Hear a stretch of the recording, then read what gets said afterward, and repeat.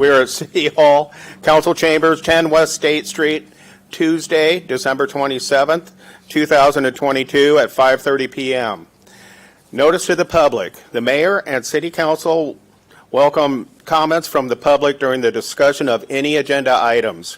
You are required to step to the microphone, state your name and address for the record, and limit the time used to present your remarks to 3 minutes or less in order for others to be given the opportunity to speak. All speakers shall speak clearly and direct their comments to the mayor and city council and not to any councilor specifically. It is at the direction of the mayor and council to respond to specific questions and comments or to have staff respond during the meeting. Will you all join me with the Pledge of Allegiance?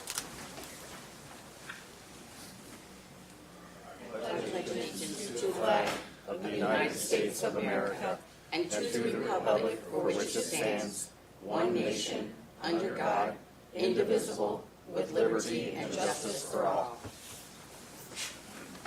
Thank you. Let's have roll call. Hoop. Here. Isom. Here. Kell. Here. Bodyhoff. Here. Schneider. Here. Thompson. Here. Walker. Here. All present and accounted for. We're at mayor, council, and administrator comments. Does anyone have any comments?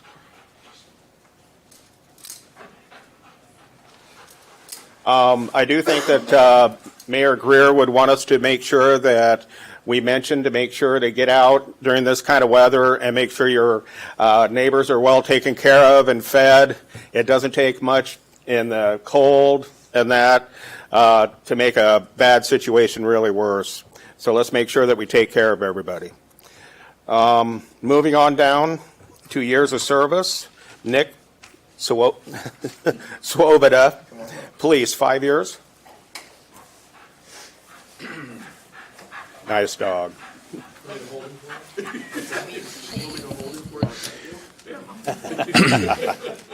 Mike Tupper, Marshalltown Police Department. So tonight it is my honor to recognize Officer Nick Swoboda and his better half, his canine partner, for years of service. So Nick has served the Marshalltown Police Department for 5 years. It's hard to believe it's been 5 years already.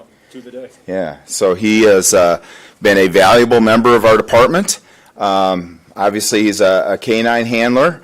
I would say that I don't often make really good decisions, but I would say that Nick is one of the better decisions we made in hiring him and bringing him on the department. So he does a great job for us, and I'm very proud of the work that he puts in on a daily basis for our department, and he's doing a great job with canine. So without further ado, it's my great honor and pleasure to congratulate Nick on 5 years of exceptional service. I appreciate what you do. What you do matters. It does make a difference, and your community supports you. And I appreciate everything that you do. Thank you. Thanks, Chief. I appreciate it. You want to say anything?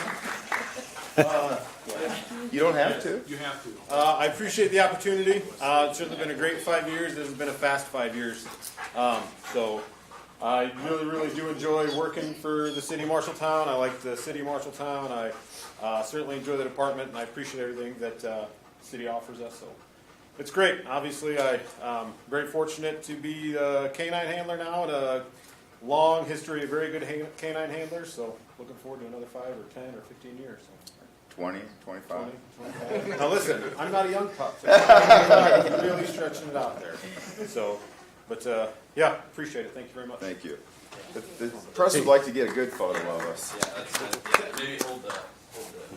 This is yours. You should hold it. Your Honor. Yes, Doug. Thank you very much. Appreciate it. Thank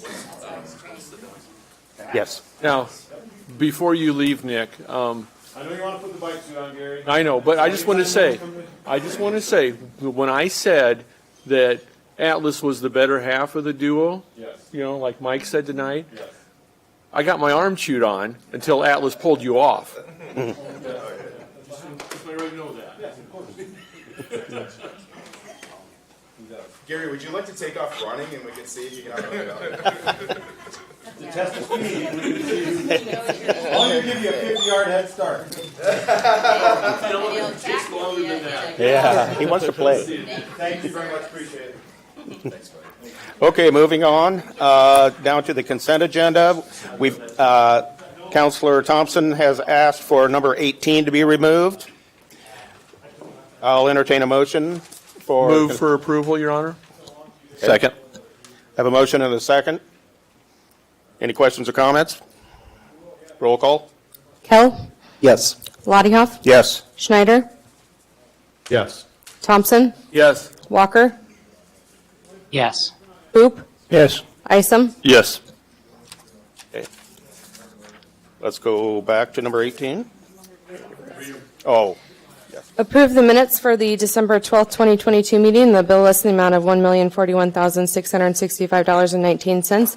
Approve liquor license renewals for BPOE Lodge number 312 at 101 West Church Street, Rumor Sports Bar at 309 South 12th Avenue Place, Quick Star number 607 at 814 South 6th Street.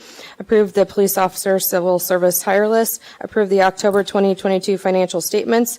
Reappoint John Malsteed to the Building Board of Appeals for a term from January 1st, 23 to December 31st of 27. Reappoint Andrew Poole to the Park and Recreation Advisory Committee for a term of January 1st, 2022 to January 1st, 2024. Reappoint Cindy Burdine and Steve Strogerhan to the Park and Recreation Advisory Committee for a term of January 1st, 2023 to January 1st, 2025. Accept the term date of December 31st of 2022 for Jeffrey Sogi and Matt Tullis on the Park and Recreation Advisory Committee. Appoint Julian Herrick and Neil Dalal to the Park and Recreation Advisory Committee for a term of January 1st, 2023 to January 1st, 2025. Accept the term date of December 31st, 2022 for Jerry Young on the Waterworks Board of Trustees. Appoint Nick Loney to the Waterworks Board of Trustees for a term ending April 30th of 2023 to complete Jerry Young's term. Resolution 2022-361, approving an amended professional services agreement for fire code compliance inspection services with Iowa Inspections, LLC. Resolution 2022-362, approving the city fee schedule. Resolution 2022-363, approving an agreement with Region 6 Resource Partners to provide paratransit services. Resolution 2022-364, approving an amended facilities master agreement with the Youth and Shelter Services of Marshall County. Resolution 2022-365, amending the City of Marshalltown Council Manual. Resolution 2022-366, adopting the 2023-2024 Strategic Plan. Resolution 2022-368, adopting the Administrative Policy and Procedures for the Rental Housing Inspections Program. Resolution 2022-369, approving contract change order number 15 for the Airport Hangar Terminal and Site Improvements Project number ARP 19001, a decrease of $49,910.23. thank you. Okay, let's go back to number 18. Resolution 2022-367, authorizing an agreement between the City of Marshalltown and GovHR USA for a classification and compensation study of non-bargaining positions and the use of council-designated local option sales tax. Move for approval, Your Honor. Have a motion Second. and a second. Any discussions? Your Honor, the reason I asked this to be removed is I don't like the idea of using taxpayers' money to pay for this. I think we should do this in-house. So that's my only reason for asking to have it pulled off. Thank you. Okay, thank you. Anything from the public? Roll call, please. Lottiehoff, Yes. Schneider, Yes. Thompson, No. Walker, Yes. Hoop, Yes. Isom, Yes. Kell, Yes. Okay, moving on to reports. We have the MPAC quarterly report. Good evening, Council. I wish Impact had a dog after seeing Atlas here. Need to add that to the budget for Impact. Want to thank you all for your ongoing commitment to Impact. Again, that's the Marshalltown Police and Community Team, where we've embedded social workers within the Marshalltown Police Department through YSS, and much like a K-9 unit, Impact is just another tool that the police department can use. So we are responding to those non-criminal calls, social service-related calls. Wanted to provide some statistics and then a little bit of a success story. So through November of this calendar year, we've responded to 246 calls, making 460 contacts. In addition, we've done 323 follow-up visits with 585 contacts. So comparing that to last year, we did 350 calls. So we're responding to less calls this year, but last year we were not doing the follow-up services. So I think we can easily connect those follow-up services that we're doing to just the reduction of calls we're following up on, which has been really critical. And that was ultimately one of the aspects of Impact that we thought we'd really make some headway on, is just reducing those frequent calls. A little over half the calls we respond to are mental health related, but coming up a close second is homeless calls. And that's just not an easy fix overnight. And those are our most frequent calls, because we can maybe house somebody one night temporarily, 24 hours later we're looking at that same scenario being an issue. So family conflict and juvenile-related issues aren't too far behind those calls either. So talk a little bit about a success story. So Impact of the Marshalltown Police Department and the county's attorney's office were working collaboratively, easy for me to say, with a resident who was continually being charged with trespass. So this individual was arrested 13 times in a 3-week time frame. So Impact intervened, and one of our advocates, Mark Dolan, assisted the person in getting to their court appearance. Previously, that person was just not going to their court appearance when they were supposed to do that. So this person was habitually going to a former residence where they used to live. This person wasn't a criminal, didn't have any intent on breaking the law. They were suffering from symptoms of dementia.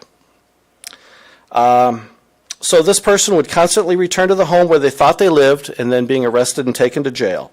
The police and the county attorney's office would continue to press charges and enforce the laws. However, neither would stop this cycle. So Mark took the person to obtain identification, secure some Social Security disability funds, and begin that follow-up process that I talked about a little bit ago. We were able to get a church to pay for a week at a hotel so we can kind of get that person stabilized. So with that case management, we were able to connect them to senior services and dementia care. So currently, the person is waiting on permanent housing approved through an application process and has some medical appointments to treat the mental health and the dementia symptoms. So breaking the cycle by using diversion services has instead, saved a lot of time that would be tied up in the justice system, saved a lot of money, and most importantly, we're addressing the problem as it should be, as we cannot arrest or prosecute our way out of issues like that. Ultimately, they were being burdened by the police department, whereas Impact can come in and provide those services, and really those follow-up services, which proved to be probably the most important. So the future of Impact going into year 3, looking at a much more robust and intuitive data tracking system. And we also look to attend the 4th Annual National Co-Responder Conference in June to share what we've done in rural Iowa, along with other larger cities across the country. So I think we can certainly learn from what other cities are doing across the country. And I think larger cities can see what's being done in a rural Iowa, in a city of 27,000 people. So Impact continues to be strong, providing those critical services that you just can't, like I said, arrest your way out of or resolve those problems. So any questions? Have any questions? Thank you, Dave. All right, thank you. Okay, moving on to resolutions. Resolution 2022-370, selecting Foth Infrastructure and Environment LLC to complete the Step 3 of site certification studies.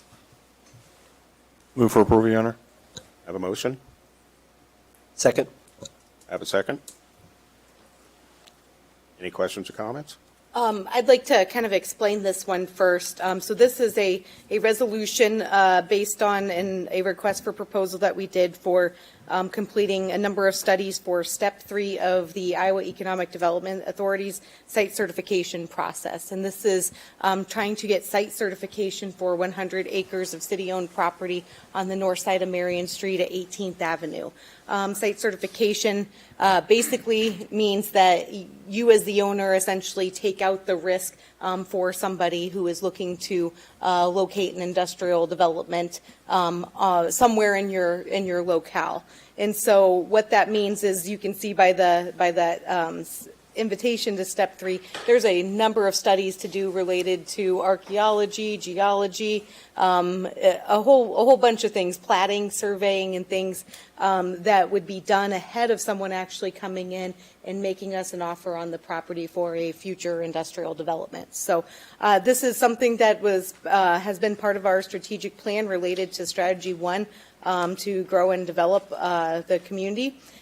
Specifically really looking at making sure that there is industrial land available so that we even have a chance to submit RFP responses that the state of Iowa and other groups might send our way for industrial developments. So we received 3 responses.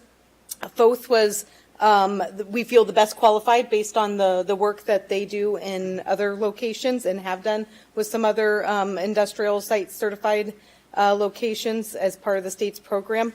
This is just approving them to be who we negotiate with. We were overall not satisfied with their price, which was the highest of the 3 at $114,000. So we have provided them with information to see if we can get that price down to a lower point. That would be when we'd come back with a formal agreement to be considered that would have a final number to it. But we're hopeful that we can see a lower number than $114,000. Anyone have any questions for Jessica? Go Your ahead. Honor, just a question, if this moves forward and the time comes, where will this money come from to pay them for their fee? The recommendation is council designated local option sales tax. Thank you, Your Honor. Yes. Any other questions? Anything from the public? Let's have a roll call. Schneider, Yes. Thompson, No. Walker, Yes. Oop, Yes. Isom, Yes. Kell, Yes. Lottiehoff. Yes. Okay. Moving on to the next resolution. Resolution 2022-371, approving a 2022 year-end inflationary payment for full-time and part-time employees to be funded with council-designated local option sales tax. Move for approval, Your Honor. Motion Second. and a second. One thing I will just mention is this is slightly different from our discussion in that we went through the employee list and have exact numbers. When we were discussing, I was asking for authority up to $170,000. We now have this to the point where it is $157,000. We use the cutoff for part-time employees at 520 hours, which is the point where they start accruing universal leave underneath our current personnel policies. And so we were able to figure out who that applies to, who it doesn't, and 157,000 is the final figure. Okay. And this does not include city council members, correct, or mayor? This does not include any elected officials. Okay. Any questions or comments from the council? Your Honor, if I may? Yes. This amount is just the cash amount? That doesn't include our cost for withholdings? We're covering yes, that's just the payment to the employee, pre-tax payment to the employee. All the taxes and things are coming out of what we would normally use for an employee's payroll, with there being some exceptions for some grant-related employees. Anything from the public? Have roll call.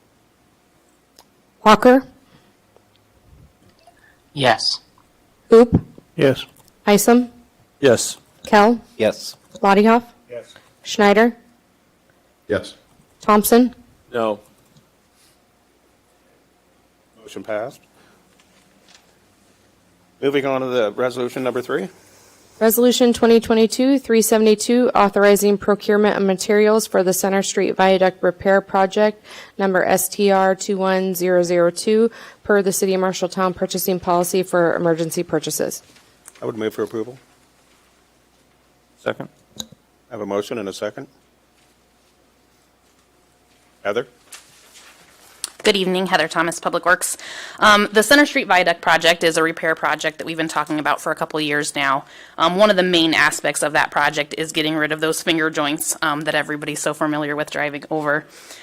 Because this is a Center Street Viaduct that's over the UP Railroad, there are several steps and approval processes through the UP that are needed. We are not anticipating those approval steps to get through to allow us to go out to bid until a March timeframe. Looking at the material lead times, if we do not go forward and purchase materials ahead on certain materials, I do not believe it's a reasonable expectation of a contractor to finish construction in 2023. I would like to require the contractor to only close the viaduct for one construction season. I'd like that to be 2023. Talking to our consultants, we asked them if there's any way forward that we can still have hope of a 2023 construction, and this was their recommendation. This would be the city going out and using a competitive quotation to procure materials that are at a 8-month lead time. Those are the replacements for those finger joints. They're called modular expansion joints. And then there's also some structural steel directly underneath that we would go out and competitively procure. This is allowed through our purchasing policy in Iowa Code, with the certification of an engineer, which is included in page 4 of my memo.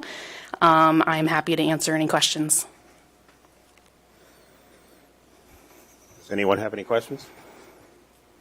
Just one, Your Honor. Your Honor, I have a question. Go ahead. Your Honor, Mike, is this for Jeff? Yes, go ahead. Yeah. So Heather, if how would you expect that this would impact the total cost for these pieces? If our contractor were to go out and procure them, could they get them for less? Are we going to be paying more for this? That's what I'm getting to. And also, we're final on all the engineering plans that we're not buying something we're not going to need. So the first question, as far as costs go, we are requesting a quote just like a contractor would. We expect the quote that we're getting from these suppliers to be the same quote that they would provide to the contractor. So what it would look like is we would be purchasing the materials, getting shop drawings or engineered drawings from the suppliers, including that in the package that goes out to bid, and then the bid items would be the contractor to install only, as it would be furnished by the city. And then additionally, can you repeat your second part of the question? I want to make sure I answer that correctly. Yeah, I just wanted to make sure that our engineering is completely finalized so we don't buy something we don't need or that is wrong. Right. The engineering plans are finalized. The only piece of the puzzle left is the final UP approval. These pieces that we're looking at are related to the joints. The UP has reviewed these joints twice, and we've made all the revisions they've requested, so we anticipate the final approval through UP not to have any changes in these areas.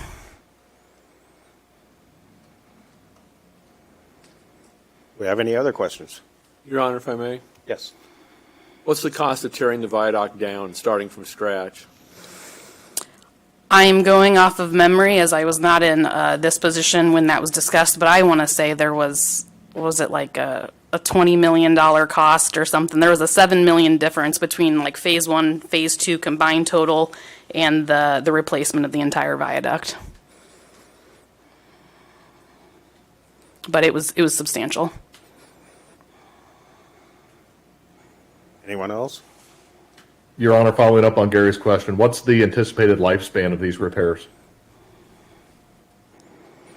I would say that the repairs that we're making for the overlay portions of it, the concrete structural repairs, these joints would easily have a 20-year life.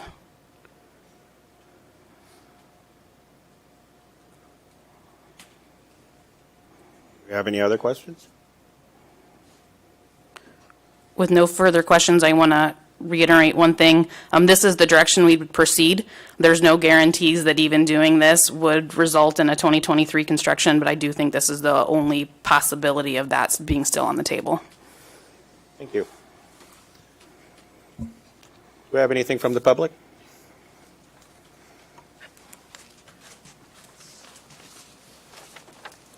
I'm probably the oldest one here visiting this evening. It's Linda Clark, 306 South 2nd Avenue. I remember a number of times it was volunteers that was working on the Center Street Viaduct that had to do this.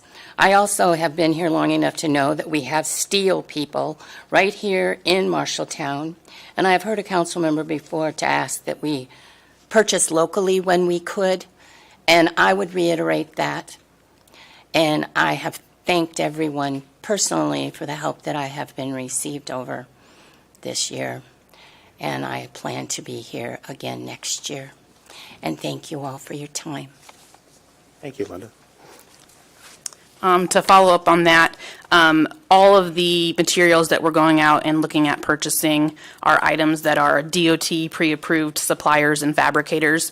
The three I would consider local fabricators for metalwork. None of them are required and on the pre-approved DOT list for this type of work.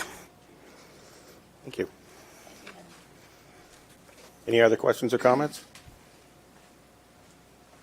Let's have roll call. Thompson, No. Walker, Yes. Hoop, Yes. Isom, Yes. Kell, Yes. Lottie Huff, Yes. Schneider, Yes. Motion, or the resolution passed. Moving on to ordinances. Ordinance 15055 to amend the Code of Ordinances, City of Marshalltown, Iowa, Chapter 70, General Provisions to provide regulations for automated traffic enforcement, third reading.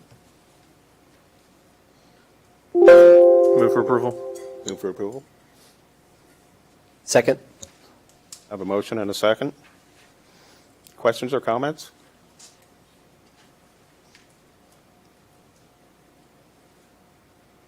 Is there anything from the public?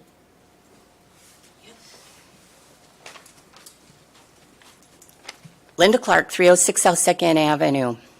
I still have concern about this because of listening to the things. I know they're going to be movable. I know Chief Tupper says he doesn't want to issue any tickets. But we are still going to have people that are not going to be paying tickets. We're going to have the police department to be sorting through these camera tickets. And I take pride in Marshalltown. And I don't want people to feel that they have to not be freely able to come into our town and visit and shop without the chance that they're going to get a ticket coming on the car in the mail. And I just would like to add that comment. Thank you so much. Thank you, Linda. Anything else from the public? Let's have roll call. Walker, Yes. Hoop, Yes. Isom, Yes. Kell, Yes. Lottie Huff, Yes. Schneider, No. Thompson, No. Okay. Moving on to the next ordinance. Ordinance 15056 to amend the Code of Ordinances, City of Marshalltown, Iowa, Chapter 53, Stormwater to establish a Stormwater Advisory Committee, first reading. Motion for approval, Your Honor. I have a motion for approval. Do I have a second? Second. I have a second. Heather. Good evening, Heather Thomas, Public Works. The ordinance in front of you tonight is to establish a formal stormwater advisory committee. Due to our population, the city is regulated by an MS4 permit. That's a municipal separate storm sewer system permit that the DNR regulates. As part of that permit, we are required to have an advisory committee to assist us in public outreach and education on stormwater components. In the past, this has been a not-so-formal advisory committee, and we have an area where we can improve, and I believe the first step to do that is to establish this as a formal committee. So this ordinance establishes this as a formal committee, much in like the Park and Rec Advisory Committee. We would propose 5 formal members, in addition to having meetings open to the public. This would be proposed at a 4-year term with a minimum meeting of once a year. I'm happy to answer any questions. If someone wanted to be on this, who should they contact? Yeah, we'll handle this the same way we handle our other committees, and we'll have an application that they can submit, and then the mayor would recommend appointments that would come back and forth in front of the council. Yeah, that application is available on our website currently, and so that information is out there right now. Okay, thank you. Is there any questions or comments from the counselor? Anything from the public? Let's have roll call. Hoop, Yes. Isom, Yes. Kell, Yes. Lottiehoff, Yes. Schneider, Yes. Thompson, Yes. Walker. Yes. Okay. We're down to discussion, park update.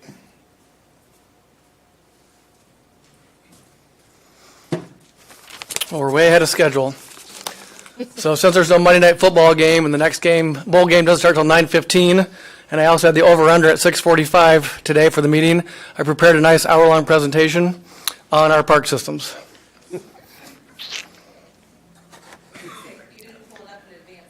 Oh. Go to the, or do you want me to, here, let me control it. You can start talking. I haven't presented in a long time, so. This is kind of, our strategic plan kind of talks about making the community better and public image, and so that's kind of where I fall in. So I kind of wanted to give you a brief overview of our parks, where we're at, where we're going, our maintenance plans, and some recommendations on things that we could continue to make those happen, and maybe spark some discussion later for that. So. I frequently tell people all the time that we have 22 parks in town. I think people, take that as a lot of parks, but I kind of wanted to break it out a little bit and point out that some of our parks aren't really actually parks.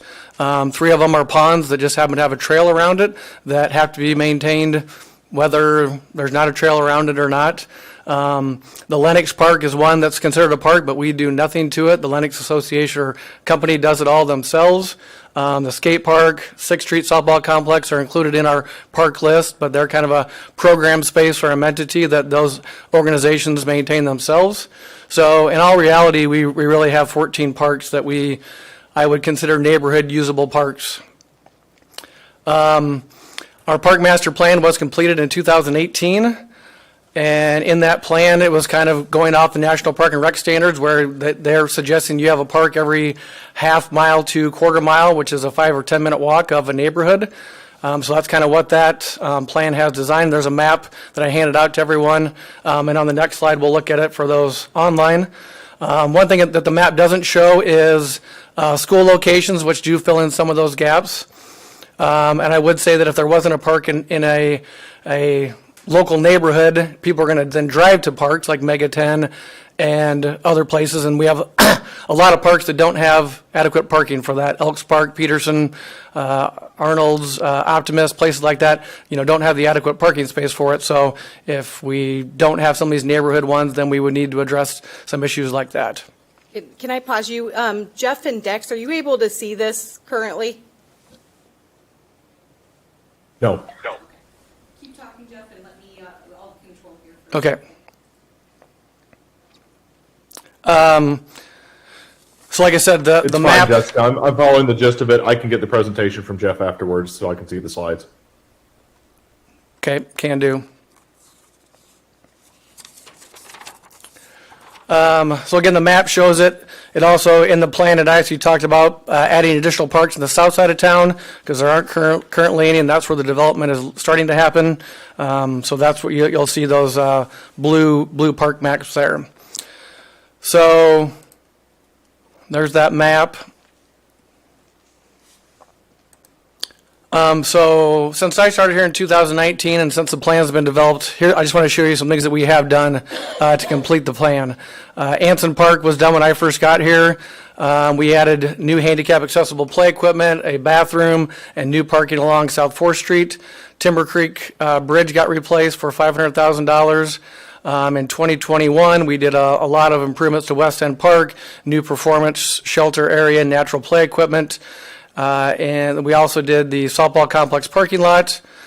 And we've just finished up now the Veterans Courtyard between the Coliseum and here at City Hall, which includes the pickleball court and a poetry plaza. And we've just finished up Elks Park, except for the basketball hoops, which will go in the spring. So those are all things that we have completed from the PAN, which are great and awesome things. What we have planned to do then with our current CIP budget, we are looking at Peterson Park and Kiwanis Park right now. In FY24, we have money budgeted to replace the bathroom at Timber Creek. And Optimus Park wasn't on the list, but I would like to do some things at Optimus Park that I think we can do with our own operating budgets, like put in some soccer goals, replace the grill, and then just fix up the shelter that's there. In 2025, we have budgeted some money for JC Park, 26 Arnold Park, and most of what your improvements are going to be are play structures, shelters, handicap accessibility to those structures and facilities, lighting and signage, with the exception of Bicentennial, and Arnold will be doing some basketball court work. FY23 would be Assistance League, and FY22 would be Bicentennial. So if you were to include in the CIP budget what we have now, $150,000 through 2028, we would be able to touch almost every park in our system except for Lawrence and BPW. After that, I think we could not spend so much in the CIP budget, maybe $50,000 just for improvements to different things, fix a shelter here, replace a slide like we have the issue at Arnold Park, and do some things like that for a few years to cut down some of the CIP spending. Currently, our Park and Rec staff maintains Riverview Park, the trails, and the Highway 14 medians. So we do all that in-house with our own full-time staff and some seasonals. We also, that includes all the mowing, weed eating, spraying, tree removals in Riverview Park as well as along the trail system. We do limited weed spraying in some of our other parks and trails for some noxious weeds and things like that. And that's one thing that I'll talk about later, is maybe doing that to a greater extent in our park system. Currently, we do then contract out all of our other park maintenance, mowing. We currently have a budget of $38,000 for mowing all those parks, and I would also say non-park areas, and $15,000 of that $38,000 budget is road use tax money, because if you look down to the bottom, we're mowing, have contracts to mow things like along Anson Creek, Plaza Heights, Highway 14, along Iowa Avenue, the 12th Avenue right-of-way, 3rd Avenue Cloverleaf, South Street lots, High Street, and Kloss Court, which is a retention pond area kind of just off of High and Center Street, and then the Nevada Creek. Each contractor has a contract that requires them to do certain things like mowing, weed eating, picking up and removal of trash, any sticks and debris. They're supposed to mow every 7 to 10 days at a certain mowing height. And that would change more or less if we say we're to get 7 days of rain. Obviously, they might have to mow quicker, mow on the 8th day and probably again on the 13th day as the grass is going to take off and grow. Also, when it's July and early August and it's hot, the grass probably doesn't need to mow as much. So we're telling contractors, hey, you don't need to mow till maybe next week to save a mowing cycle and save a little bit of money that way. But I'd say for the most part, they're doing it every 7 to 10 days. We are just now in our second year of a 2-year contract agreement, so we would be putting out new bids for the 2024 year for 2024 and 2025. We do also have a $5,000 budget for weed spraying. We're typically doing 4 or 5 sprayings at our bigger parks like Anson, Mega 10, the softball complex, and along the trails. But each park in town does get a one-time spraying at the beginning of the season, and that does pretty much eat up our $5,000 budget. So we have $38,000 for contract mowing, $15,000 obviously is again for the right-of-way. We have $5,000 for contract weed spraying. That's kind of our full-time staff budget, $185,000. We have $28,000 seasonal staff budget and $100,000 in operating expenses. So some things we've talked about is maybe ways to cut down on some of that is mow less. these are some of the parks I think we could possibly create some no-mow areas in, and some of those no-mow areas could maybe be butterfly pollinator areas or bee pollinator areas that would look nice, wouldn't just be, tall grass. There'd still be some maintenance that way, but just to put this in perspective, Judge Park, right? I'm just going to throw out a number. If someone charges us $200 to mow Judge Park and we only mow half of it because we're not going to mow the other half, and they mow 20 times in a season, you're talking about maybe a $2,000 savings by not mowing that. So it's a small amount, but it could save a little bit in the general fund. So my recommendations, kind of based on what our master plan says, it would be to, as parks equipment and them expire, would be to bring them to city council. And would you like to see some improvements with this park, or would you like to see something else happen with it and leave it, kind of discuss it as they come up? Like right now, Lawrence Park is probably at the end of its useful cycle, and something could happen with it. We could replace some things, or if directed, it could be used for something else for the community. Some parks that we're currently looking at in our future plans would be Timber Creek, Optimist, J.C.'s, Arnold, Assistance League, Bicentennial, BPW, and the softball complex parking or playgrounds. So those would be ones that we could, bring to you annually and see if we want to address those. One of the thoughts that Jessica and I talked about is, like I said, right now we have $150,000 targeted to a specific park in a calendar year. Maybe we just make that park unspecific and just say we're going to work on $150,000 worth of a park and bring certain parks to you each year to address and deal with. I think we should also review the scope of work that our mowing contractors are doing and maybe change that scope a little bit to beef up some things we want them to do to make those areas look better. We can explore options for decreasing mowing areas within the park system while increasing weed spraying locations. And I think I've kind of only addressed the CIP project of things, but I think we still are going to need to use GO bonds to fund some of our bigger projects like Riverview Park, Mega 10, and West End if we're going to do some things to those projects. So with that, does anybody have any questions? Do you think we have the proper amount of parks for the town? I think we have a good number, yes. I think it's a good amount. I think that they're not in the locations I would like them to be, but you're not going to move some to different ones. I think the south side is definitely lacking on parks. I think you're going to see some growth happening out there. But I think also the way that we're maintaining them, obviously we don't have enough staff to maintain all 22 of them, which is why we're contracting out of a lot of that work.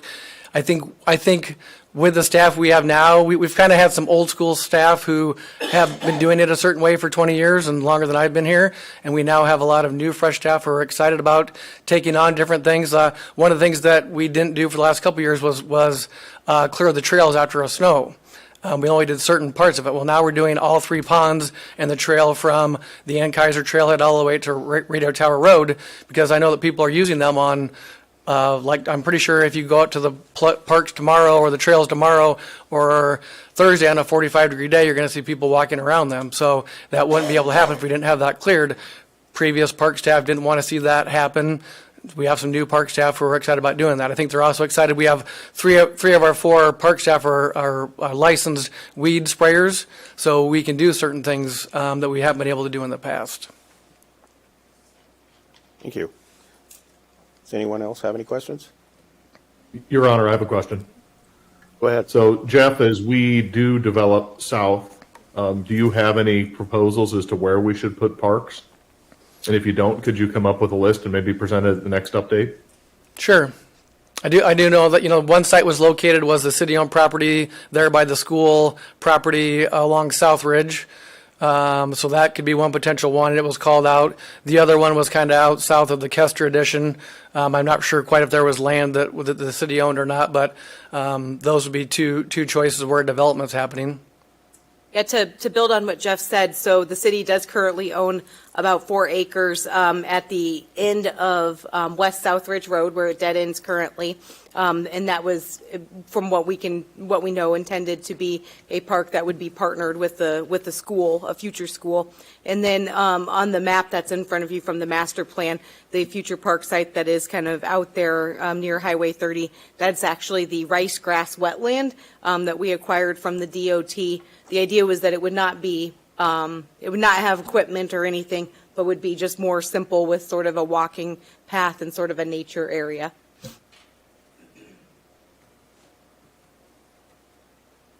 Have any other questions? Anything from the public?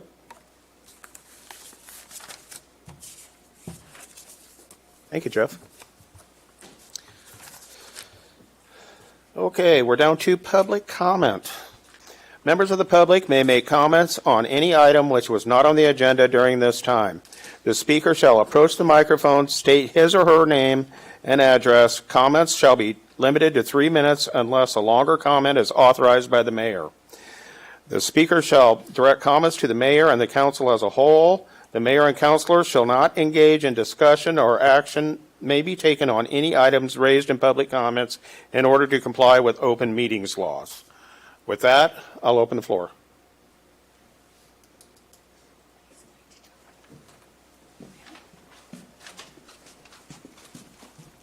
I'm the you in public. Linda Clark, 306 South 2nd Avenue. I'm so pleased to say that I've lived at my address since the day I was born. And I want to thank everybody that has worked so hard this last year. Every one of you. You all know who you are. And when there are many times, like I read here, the mission statement, to provide a welcoming, safe, vibrant, and growing community. My recollection serves me pretty well. I think we're still about 27,000 people. We're not really growing all that much. Maybe if we get some more people that have some more money that can buy these $180,000 homes that haven't been built yet, maybe we'll get more people here. But I would like to see that these developers and these rental property owners, and there are a number of them in the city, that do not even follow our basic ordinance rules to have the sidewalks shoveled for the people to get into their apartments. I worked today. I had to drive my driveway to clean it out so I could get here this evening. And when we have so many people here that seem to report to a company that's been 125 years and is growing more, they happen to be across the street from my home. I thank all of you for working, but everyone on the council, we need to all be looking for a growing community, and I'm very much concerned with the homeless population. I wasn't so concerned until it hit in my block. And I want to thank Rachel at the League. You've heard me mention about the cats. Well, the woman that owned that cat passed away. That Siamese cat went to the Rescue League and got taken care of before all this cold and this 50-mile-an-hour wind came. So I felt good about that. So she knows that I appreciated that. And I appreciate our police department, and I appreciate our fire department. And every one of them know how many times I've personally thanked them. So everyone have a happy new year. And just remember, there's a lot of us in this community are retired, and we do not get the raises. We didn't get to elect everybody that's seated up there. And so the local optional sales tax, that seems like it might be fair, but not if we don't have people coming in here to shop anymore. And that's what I'm concerned about. I shop local. I eat local. People know me by my first name, and I'm proud of that. So thank you, and God bless all of us in the new year. Thank you, Linda.